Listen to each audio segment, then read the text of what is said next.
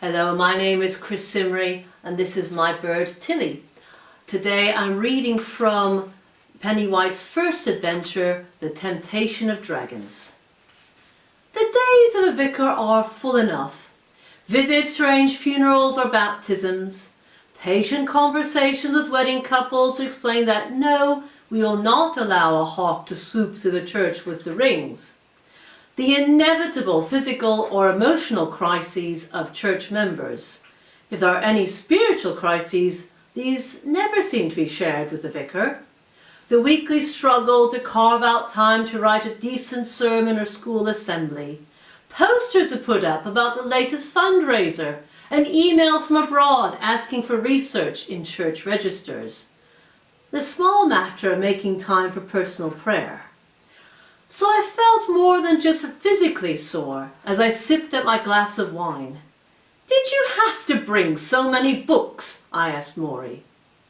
We were in the room the Gryphon had decided to adopt as his own. The guest bedroom, of course, the second largest in the house. He was striding along one of the many bookshelves. "I read a lot," he said, tail whipping past the leather-bound volumes. "I left most back home." "Even what you've brought is more than I own." "Only because you fill your shelves with science fiction DVDs. They're easier to lift than your books," I pointed out. "Have you read the Summa Theologica? Simply magnificent." "Don't tell me. You have the whole set." Back home, I had expected any well-read priest to have the Summa in her own library. I was tempted to find out how many volumes of the Summa it took to squash a small Gryphon. I can always look it up online. Morey cocked his head. "You didn't offer me any wine." "The bottle's in the kitchen." Then I grinned. "You'll need me to open it, won't you?" I could open it myself, but the results will be rather messy. Morey leapt into the air and flew out. I glanced around the room. Their spare bed was still in place, now covered with striped and spotted furs, which certainly didn't come from any animals known to humankind. A low table by the window was covered in a mixture of rocks, shells and beads. I noted a tattered Bible rested on the bedside cabinet, and a rosary made of white stones curled over the cover. Morey had supervised while I fixed a crucifix over the bed. The walls were otherwise bare. It suddenly struck me that I knew very little of what sort of place a Gryphon would normally live in. What had Morey left behind? I had just poured him a glass of red when the doorbell rang. I glanced at the kitchen clock, just after 6 p.m. About time to start cooking dinner. As I made my way to the door, I hoped I wasn't walking to some major pastoral crisis. What met me when I opened the door was nearly as disruptive. "Hey, Pen," said James. "Surprise!" For a moment he nearly hugged me. Then he remembered that he'd sworn off physical contact with his older sister when he turned 13. And we shared an awkward handshake instead. I wanted so much to give him a more enthusiastic greeting, but the thought thundering through my head was, "You're finally here, 18 months too late." "Work dried up in New Zealand," he said over his shoulder as he brushed past me into the hallway. "So I decided to try my luck in old Blighty. What's for tea?" His suitcase was resting in the porch. I fought and lost an old battle, so with a sigh I brought the case inside before shutting the door. Act casual, I told myself. I was just about to start. "Chilly?" "Yeah, whatever." I reached the kitchen just in time to see James pick up the second wine glass and take a drink. "2 glasses, sis? You're expecting someone?" The feathers along Morey's neck were bristling at the sudden removal of his wine. I wondered how I could explain the state of the guest bedroom to my brother, and then decided I couldn't be bothered to lie. James, I need to tell you something important. He lowered himself into a chair, which was helpful. He'd been given the extra inches denied to me. His free hand swept through his shaggy brown hair. Go on, you're finally going to work for a living. I know, I only work Sundays. I took a seat. Morey was staring at the glass, eyes narrowed, tongue licking the wine still glistening on his beak. I'm starting a new job. You're going to be a bishop? Why, I wondered, did lay people think that was the burning ambition of every priest? God forbid, and I mean it. No, something very different. Vicar General of Incursions. He took another gulp of wine. And what's that exactly? It means dealing with people from a world which can be accessed from our own. I cleared my throat. With beings we thought could only be found in fantasy stories. James peered at me. How much of this wine have you had? The licensing service is next week, I continued.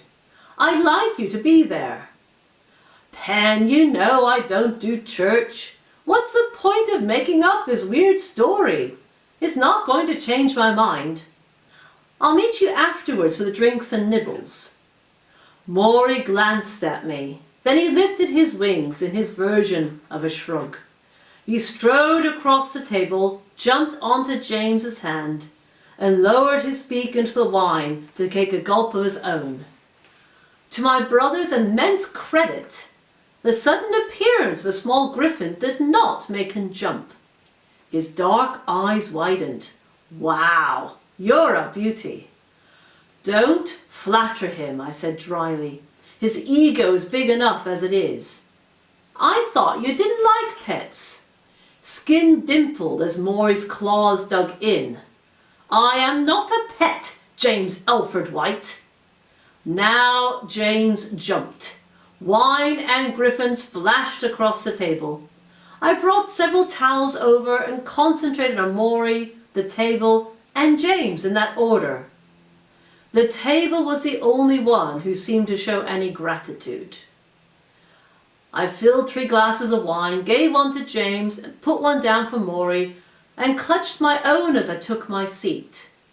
Morey is my associate. From a parallel world? James took a gulp of wine, and the colour returned to his face. Like Fringe.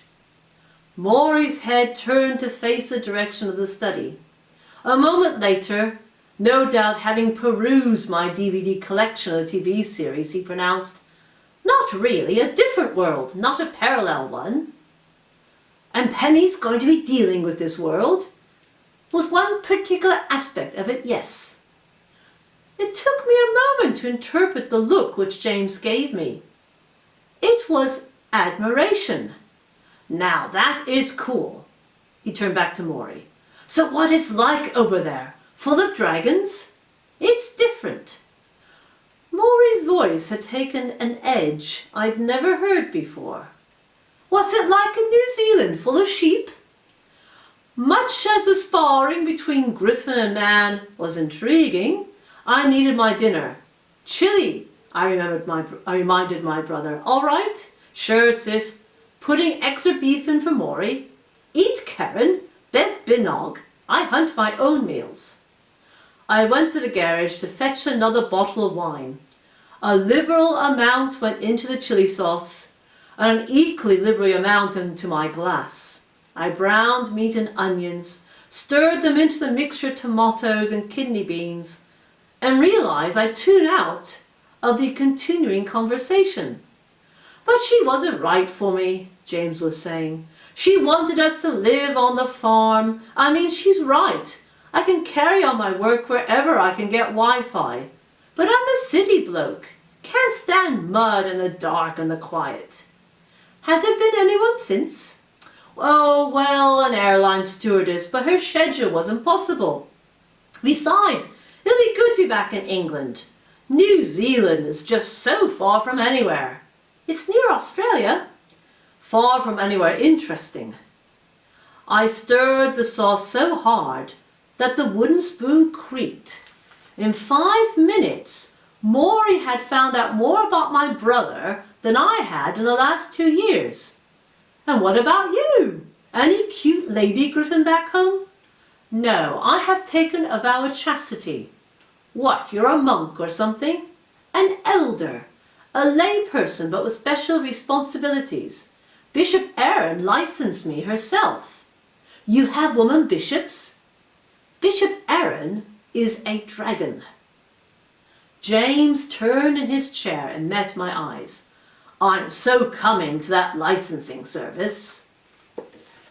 To read more of Penny White and the Temptation of Dragons, please go to Amazon in your country. The book is available in paperback and for Kindle. Happy reading, thank you.